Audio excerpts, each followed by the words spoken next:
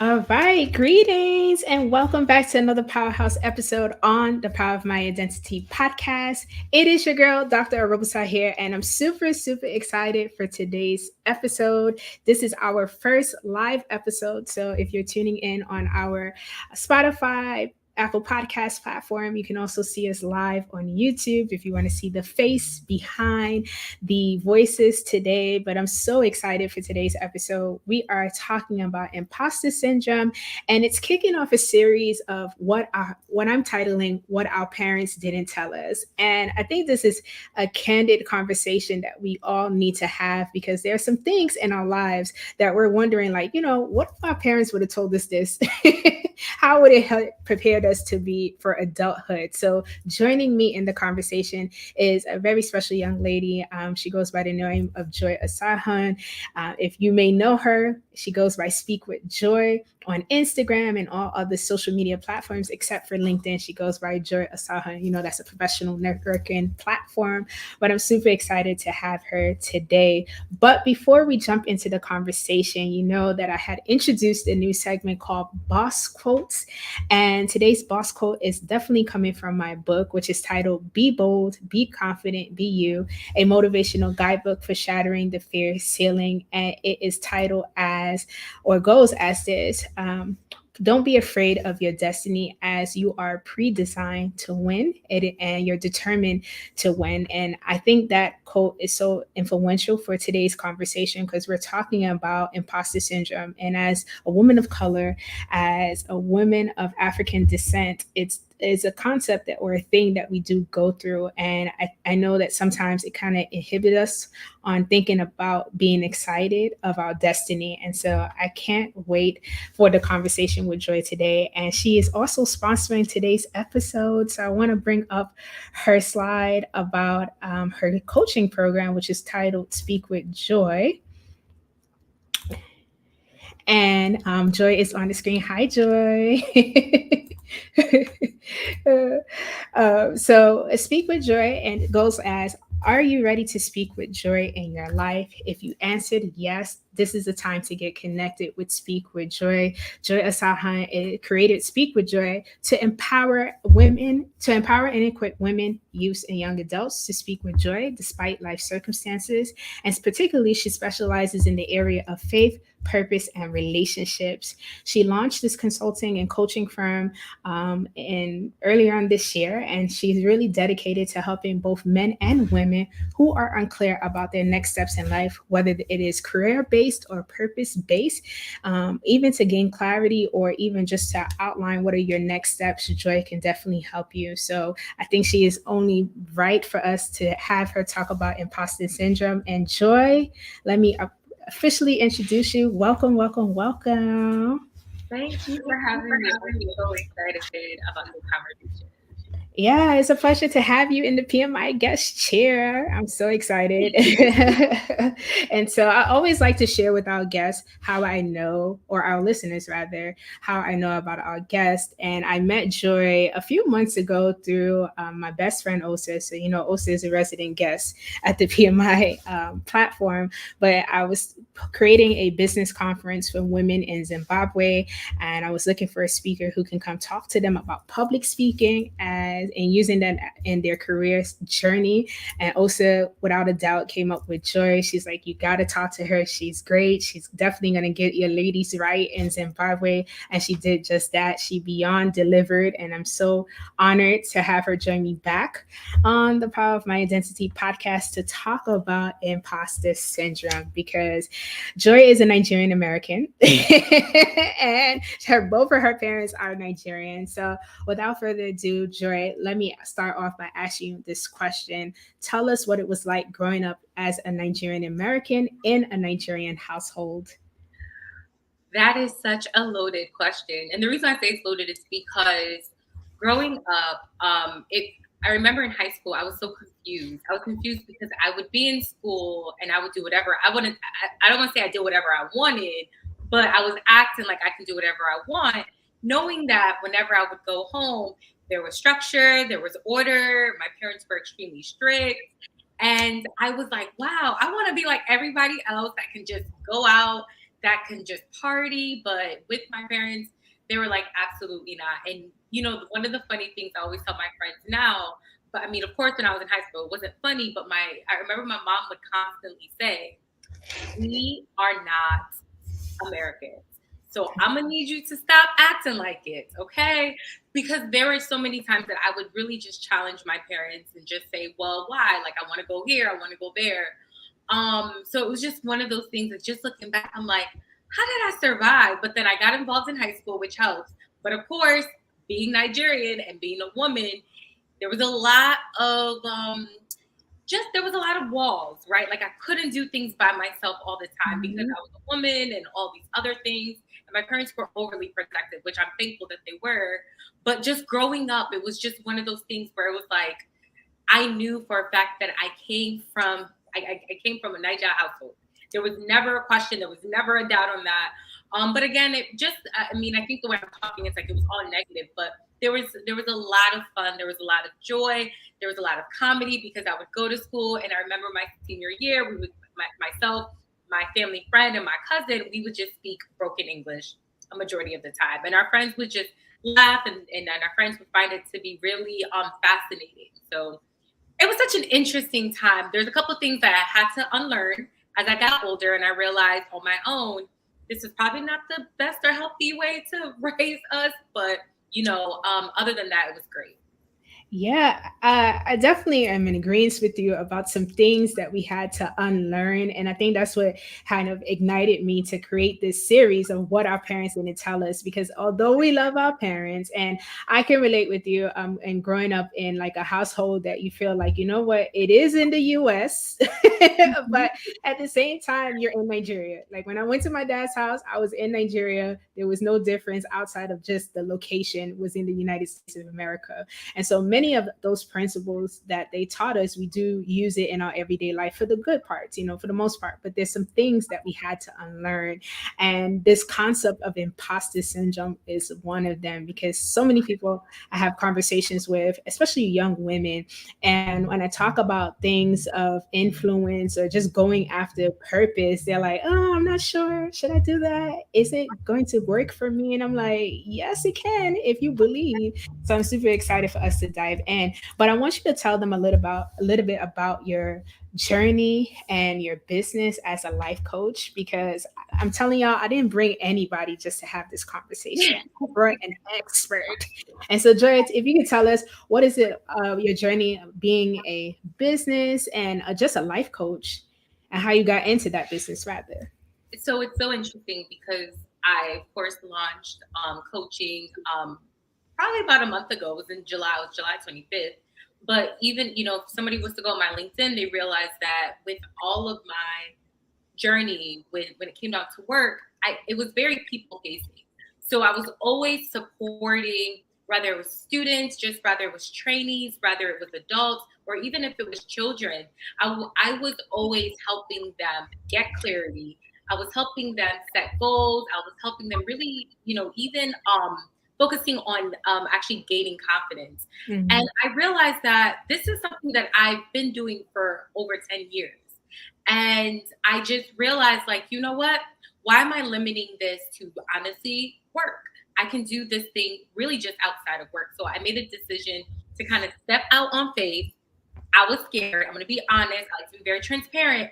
There was moments where I'm like, I don't want to do this. I am okay with just coaching people at work, helping people identify their like gifts, helping people just really get into the next level. But it was just something in me was like, no, no, no, no, no.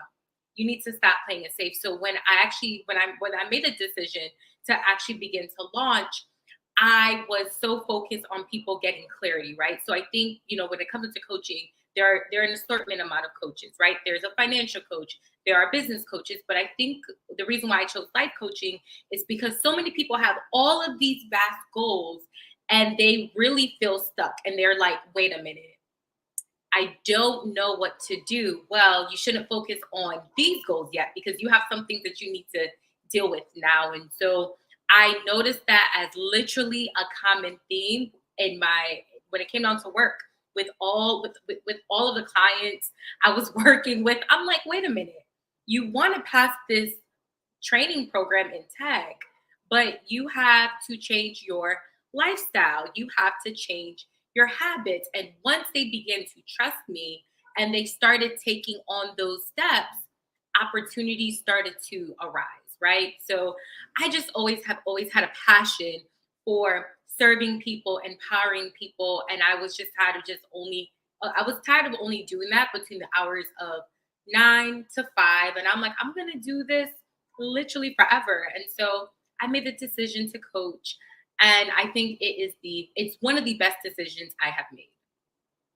I love that. But in the beginning, you said you were a little scared. And so that leads to my next question. How would you define imposter syndrome? Because you are a life coach, you are built a business about encouraging people to follow their purpose, their passion, to live an abundant life. So, how would you define imposter syndrome? Ooh, imposter syndrome will always have a little place in my heart. And the reason why, I'll get into this first before I define it, is I didn't realize how much imposter syndrome really had a hold of me. Now I knew about imposter syndrome for over like 5 years, but I never knew how much it was impacting my life until I was at my former place of employment when I was in leadership. And when you're in leadership, it literally will strip you naked. Like you literally will see how confident you are. You will see how much of a boss you think you are in a sense because of the fact that you ultimately have to lead a team. And it's impossible to lead a team if one, you're not clear, and two, if you're not confident. And so that literally revealed a whole bunch of stuff in me that I knew I needed to work on. And so when people ask me, well, Joy, like what is imposter syndrome? Imposter syndrome is it's when you feel like honestly you do not belong. And it can sound so faint, but it carries so much weight. And it carries so much weight because once you're dealing with imposter syndrome, and I think it's important for people to understand that imposter syndrome can happen to anyone. It doesn't matter how much money you make. It doesn't matter how many degrees you have. It doesn't matter how many people you know or do not know. It can happen to anyone. So I think it's so important for us to constantly be mindful of what we're feeding ourselves because that can make or break you entirely. But when it comes down to imposter syndrome, you really feel like one, if you feel like you do not belong, it's really difficult for you to for anyone to tap into their potential and to operate in that. And so imposter syndrome is something that I'm happy that people are having the conversation around it because when I remember when I was working with college students a couple of years ago, I had a student say, "Well, Miss, I don't really think that I belong," and pretty much all of that. And I was telling her, I was like, "Well, this is imposter syndrome," and she looked at me very oddly. She was like, are you saying I have are you saying I have an issue? I'm like, no, I mean, it is an issue, but it is an issue that people deal with. And it happens in the classroom. I think on social media, we see a lot of people we see people get into all these really great colleges or that person has an amazing job. But that is literally the time to pour into this person, to actually do a confidence check.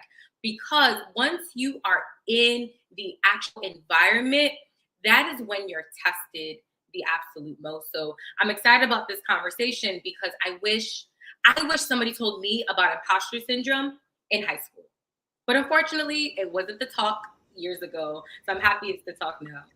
Yeah, I can relate to that, especially because for me, I always operated in overdrive, and I didn't realize that sometimes I would face imposter syndrome until I've gone through experiences, and I'm like, I feel reserved. I feel like I'm anxious. I'm feeling like this is just a group of people, and it started when I was in leadership positions too. I'm like, this is a group of people that I oversee each and every day. What is the problem? And so it's so relieving to hear that it can happen to anyone. I think many people believe that imposter syndrome only happens to people who are depressed, who are, they're experiencing anxiety, in which those are symptoms, but that's not the everyday person. Like, we all may have encountered imposter syndrome at every phase of our life. And the fact that you shared your own personal story about experiencing imposter syndrome from high school, and now you are a millennial woman.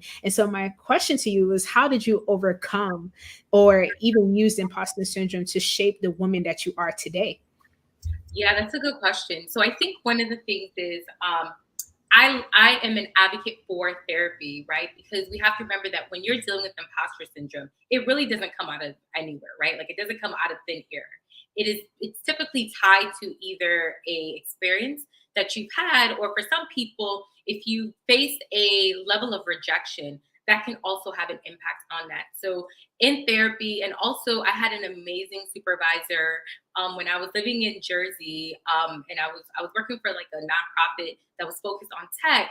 I had an amazing supervisor who was like, Joy, I'm gonna need you to get to the root of your confidence issue. She was like, someone told you something that hurt your feelings, really to the point where you have, one, carried it for years, and two, you haven't let it go.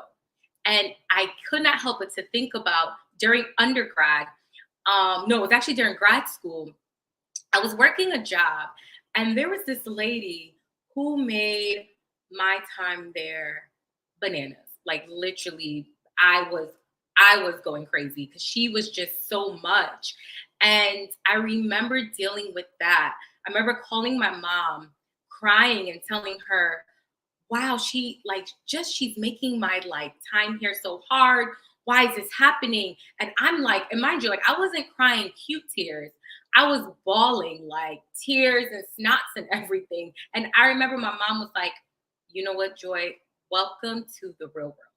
And I was like, no one told me about this. No one told me about the ugly side when it came down to work. Everyone always tells you to get a job. People tell you to get an education, because you get an education, you get a job. But somewhere down the line, nobody tells you about, well, if you're a young professional, people are not going to be happy. People are not going to like you. People are going to be mean, and people are going to be rude. So how do you navigate that? And because I wasn't warned about that, or even prepared for it, I kind of just held on to that. And I held on to it feeling like I am not worthy of honestly having a really good job after that. And so I would always work jobs, and I was never challenge myself. I was never applying to leadership positions in the past. I wasn't going for whatever promotions was available, because in the back of my mind I kept thinking about that experience.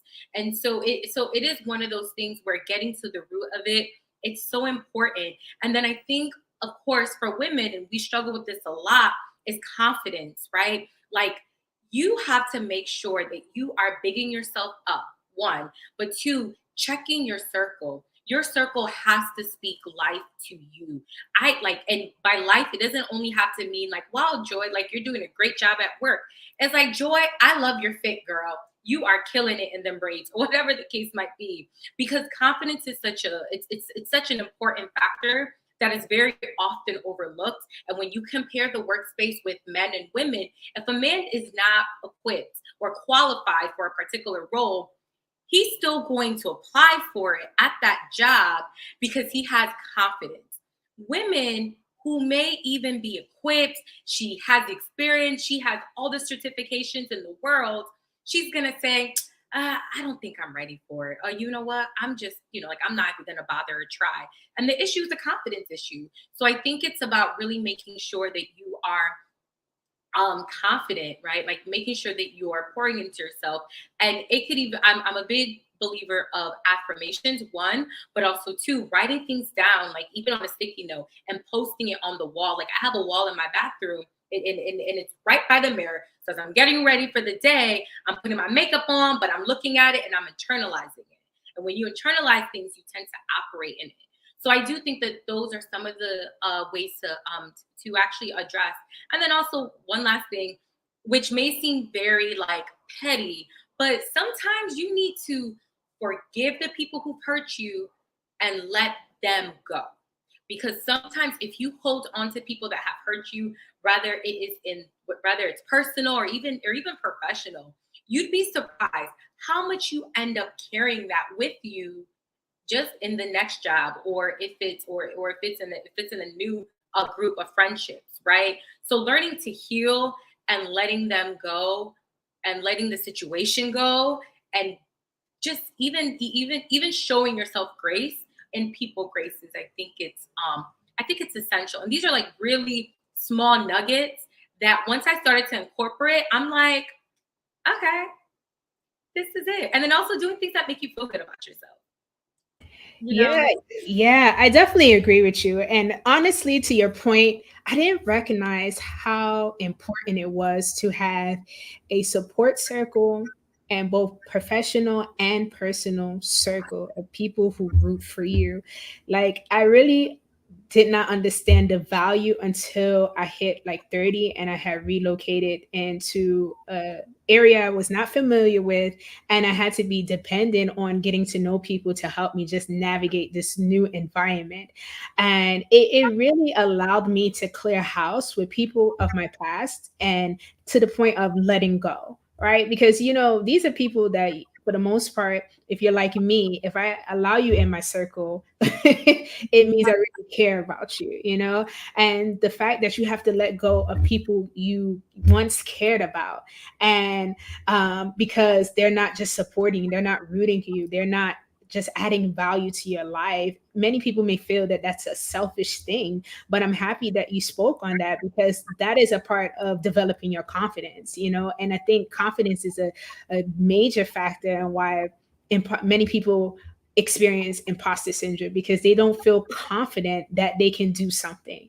And I want to touch a little bit about upbringing, because you also spoke about your experience and how you ran to your mother. And so it's like relieving to hear that you felt like your mother was a safe space for you. But there are many of us who, our mothers are alive. Well, mine's is past, but their mothers are alive, but they can't go and have that candid conversation that, hey, ma, I'm experiencing this situation at work and I'm dealing with imposter syndrome. So for that woman who doesn't have that parental outlet to go to, because they don't feel like they can have a conversation with them, what advice can you give them to have those kind of conversations with their parents to express that they're experiencing imposter syndrome?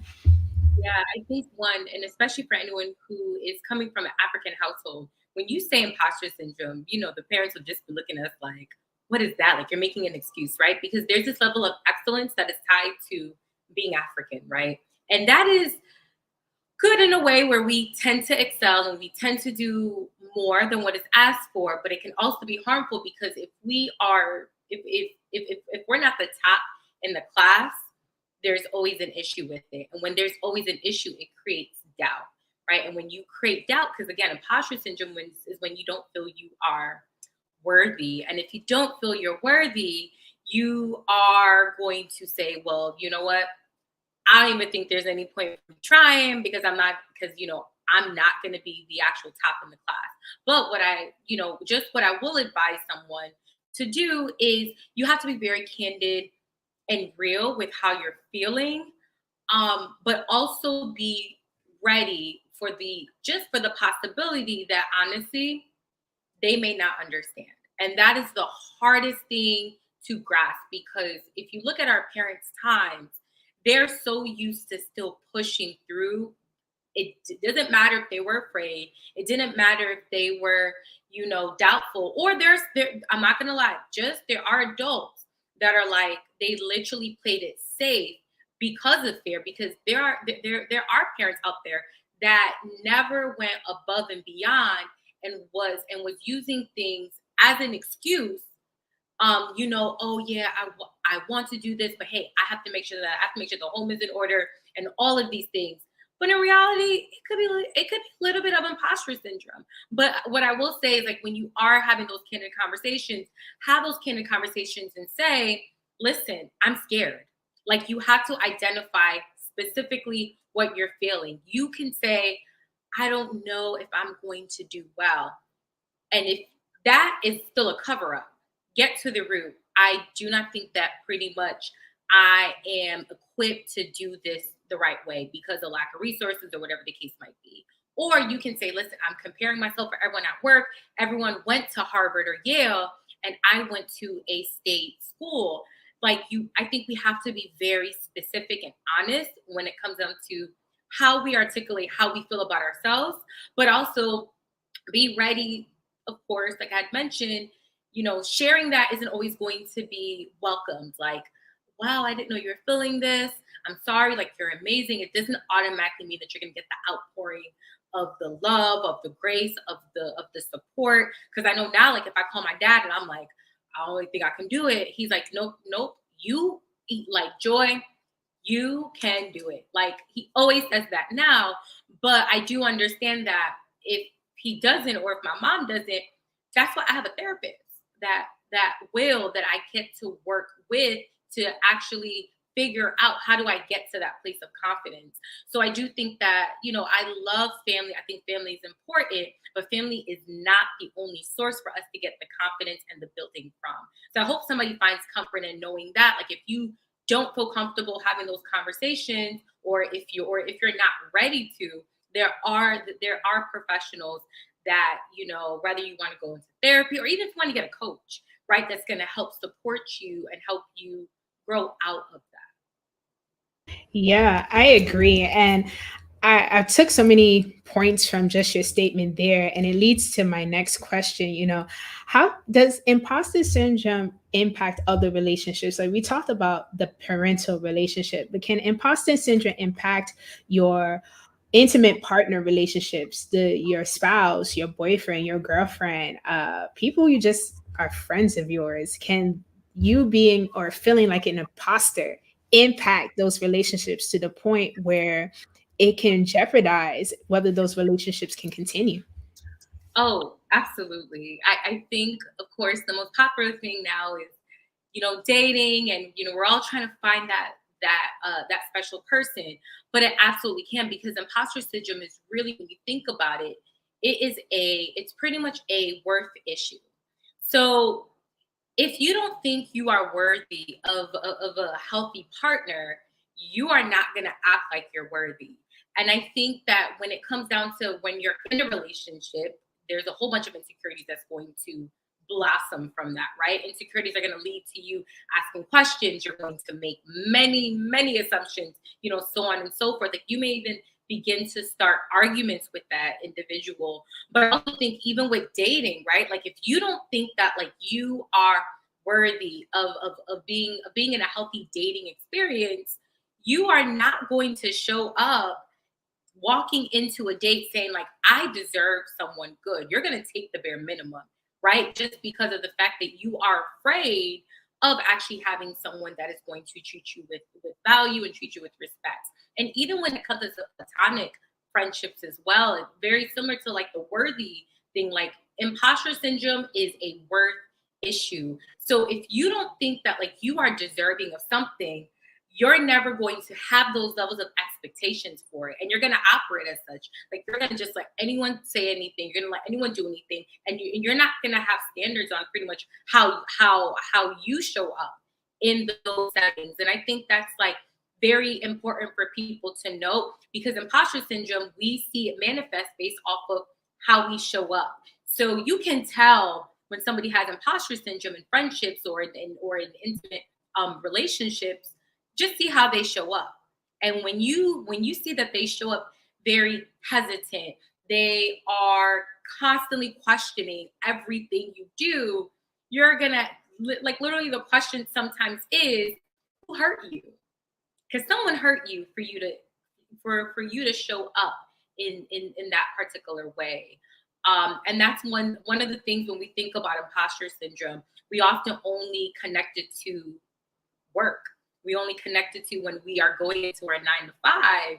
But if we don't check imposter syndrome, and it's not a once a week thing, it's a daily thing, it's going to infiltrate in every single areas of our life. If you're trying to buy a house, you cannot buy a house having imposter syndrome. You cannot walk into any home and say, well, I think I deserve this home.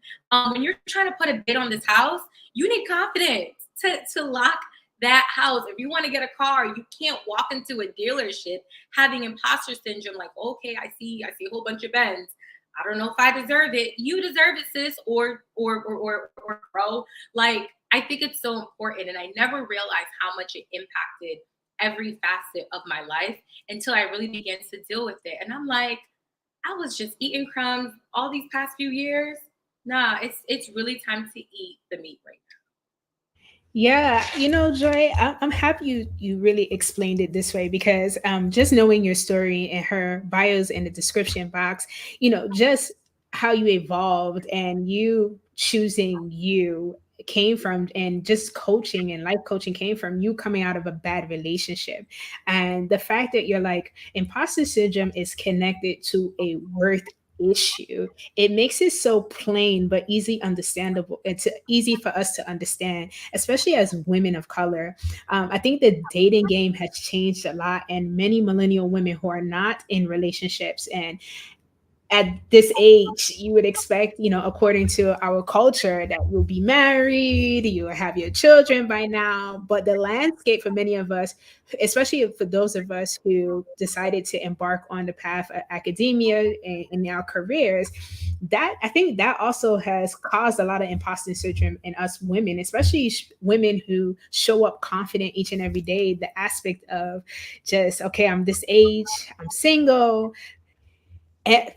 Am I able to find a partner? Is it me? And that brings now. up insecurities that can lead to imposter syndrome. So I'm so happy you addressed just that imposter syndrome is a worth issue. It doesn't matter your age. It can happen to you at any time of your life. It's really down to the point of the root. Do you think you are worthy to have this? And that leads to my next question, because as women, as much as we hear other women talk about imposter syndrome, as much as we're like, okay, we've seen textbooks and motivational quotes, how can we truly address imposter syndrome within us? How do we not only address it, but use it as a tool to not to empower others, but also empower ourselves, right? Because we can't help anybody else until we help ourselves. So, what are some practical tools that you can provide to women who are listening in, especially women, Black and Brown women, who this has been something they're struggling with, and they're tuning in and they're hoping for an answer, but not something generic, but they truly want to know, what, how do I get past this phase of my life? Or is it a phase that I use to empower me to into the next chapter of life? Yeah, really good question. I think we're going to go back to the actual sticky note. I think, it's important for you to begin to highlight the areas of yourself that you actually love, right? Like it's interesting how, whenever we're at a friend's birthday dinner, everyone kind of goes around and everyone shares their like thoughts, everyone shares their sentiments about that particular person. But typically when you have somebody do an exercise where you are telling them, I need you to write down all of the positive things about yourself, people literally stumble and they're like, I don't know. I think I'm cool. I think I'm funny. I think I'm smart. No, no, no. You need to be definite and pretty much how you view yourself, how you feel about yourself. So I do think it's important to really to make time to seriously sit and think about what are your positive attributes. And you have to get to that because I think sometimes we actually run to people to have people do that for us. And there's nothing wrong with it, but I feel like it needs to come from within because you have to believe those things about yourself. So writing those things down and putting it in a visible area of your home, I think it's so critical. I think another thing, and this is very helpful for people, especially when it comes down to the working world, is you may need to get a mentor.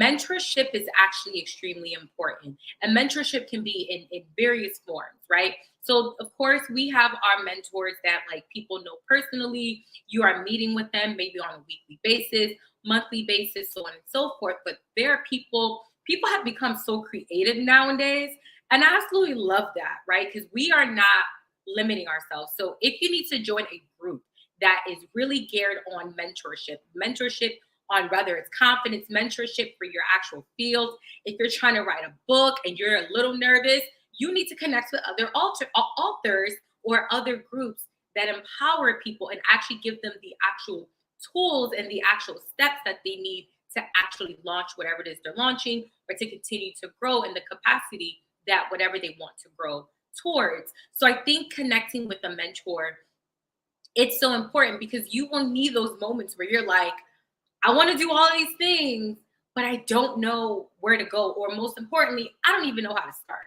right? So we love to talk all these things, but usually what hinders people is they don't know how to start. So getting a mentor, I think, is extremely important, or being a part of a community, I think it's extremely important. That exercise came to my mind just now, and that is, so writing down your actual goals, right? And when you write down your goals on one side of the paper, on the left side of the paper, but on the right side, write down what could possibly hinder those goals from actually being achieved. And that is typically tied to fear. So pretty much, if I have a goal to actually buy a house, and I write that down on the left side, and if on the right side, I'm like, well, probably a fear of mine or a hindrance is houses are overly expensive. Yes, houses we know are expensive, but reality is I don't think I can afford the house. And that is tied to a fear of maybe money, or maybe of going or probably going through the home buyer process, which is crucial. It's hard out there, right? But I think it's important for us to really begin to identify possible fears, because we all have goals and everyone tells us to have goals. But one of the things I noticed that many people don't have are action steps, right? But action steps are going to be based off of course, what you need to do, how you need to start, what the next steps are. But you also want to factor in possible barriers, but barriers that come to your mind are often tied to the things that you're afraid of. And the things you're afraid of are the things that you lack confidence in. So beginning to deal with that. So if buying a home is something that, I'm afraid of buying, what's going to help me grow and really not feel like an imposter during the home buying process is to get a financial advisor. Because if I have a financial advisor, I'm going to grow in confidence because of the fact that I'm getting the knowledge that I need.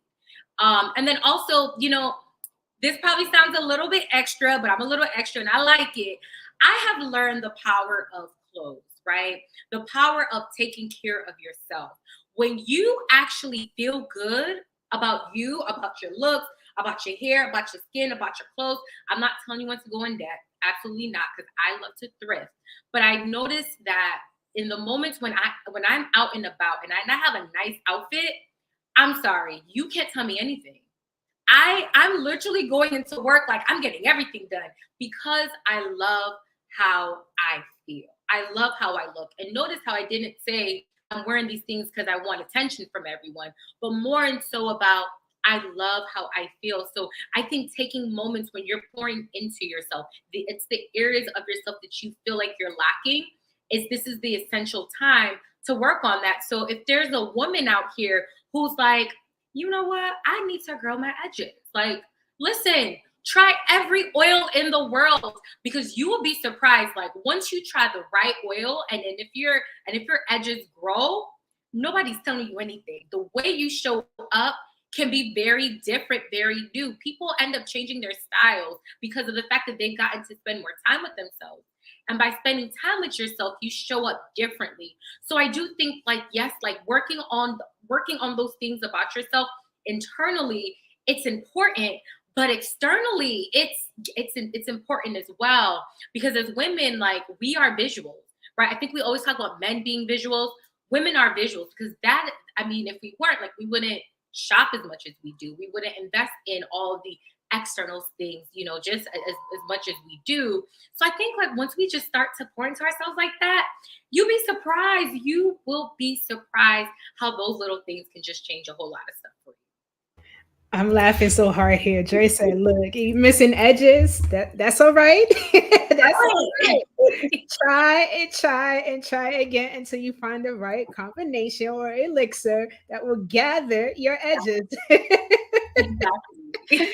But to your point, get help. I think, especially for all of us who have grown up in a cultural home, sometimes asking for help is not always easy, right? We're expected to know certain things, we're expected not to ask certain questions, but I found that those are some things that we have to unlearn, and that stuff I had to unlearn, just growing up as a African American woman trying to live life, what we thought we should. And most of the time, it's not because you can't ask your parents. You just have that fear, like, okay, am I supposed to ask them? Or you're not even sure how to articulate what's happening to you. So I love the fact that you're like, write it down, journal, or just write, even if you don't want to have a journal, okay?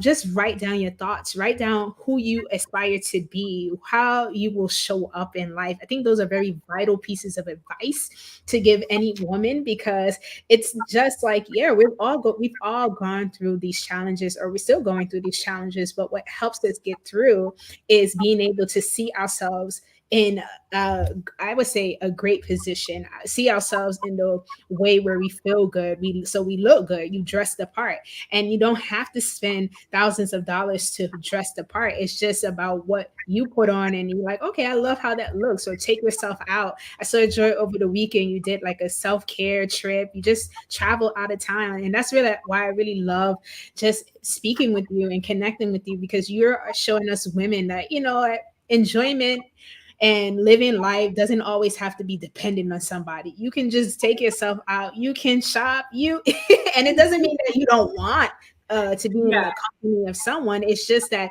how can you want to be in the company of others and expect them to treat you that way when you don't know how to treat yourself? And so I love that advice, because for many women, it's like, I feel like an imposter because I'm afraid of what others will say, and this concept of fear. And that was when I was writing my book. It was so funny. I was writing a book about fear and about being motivated to show up as your best self, but I was fearful to put my story out there, So it happens to the best of us. But I love the advice that you provided, that write it down, get help, treat yourself. Those are like the three, and I like to treat myself. even, even like, I mean, for many people, because I went through a phase in my life, honestly, Joy, where I was just work, work, work, work, work, work, work. And I came to like a aha moment that if I don't show up to that facility, it will still run. Like, you need to take the trip, you need to travel, you need to connect with friends, genuine people, you need to just explore the world. Once again, how are you going to expect people to treat you if you don't know how to treat yourself? If you feel fearful about going after life's pleasantries, or even just life's responsibilities you have a fear of. And I love that house example. If you want to buy a house, but you like this house and it's not in the price point that you desire, it doesn't mean that you can't have it. You just need to maybe get help from someone who can teach you how to get to a level where you can get the home of your choice or your dream. So I love that. And so I'm going to end with our last question, Joy, because this has been definitely a great conversation. And for those of you who need to or want to learn more from Joy, connect with her on Instagram. Her Instagram handle is at Speak with Joy, at Speak with Joy. So she has it on the screen there. Also, if you need like get this help, she has a coaching service that is live, and I'm going to put that coaching service up. Hold on, give me a second, Joy. Okay, there we go. Speak with Joy Life Coaching. She helps with goal setting. She helps with confidence building, understanding purpose. And I know this is not an exhaustive list, but this is how she can help you get started. So that I need to see you blow up her inbox. Get the help, ladies. Okay. But Joy, my last question to you is, what do you wish your parents would have told you about imposter syndrome now that you have gotten to the woman you are today, and you have experienced life and still experiencing life? What do you wish they told you about imposter syndrome? Wow. I wish my parents didn't just always say study hard and to really just get A's. I really wish they said, Joy, in this life, it's going to be difficult. People are going to challenge you intentionally as well as unintentionally. And people are going to have you think twice about yourself. But all those things are lies. You're much better than that. I think I would have taken it and run with it, literally run with it. Because I think when I was hit with all of those challenges, I was just down and out for just, it was for a bit because no one told me how cruel the world really was other than watching the movies. So I think, I think if my parents knew about imposter syndrome and pretty much how prevalent it was and pretty much how to combat that, I would have showed up a whole lot differently. I do not regret how I showed up in the past because it brought me here, but I know for a fact that I would have showed up a little differently.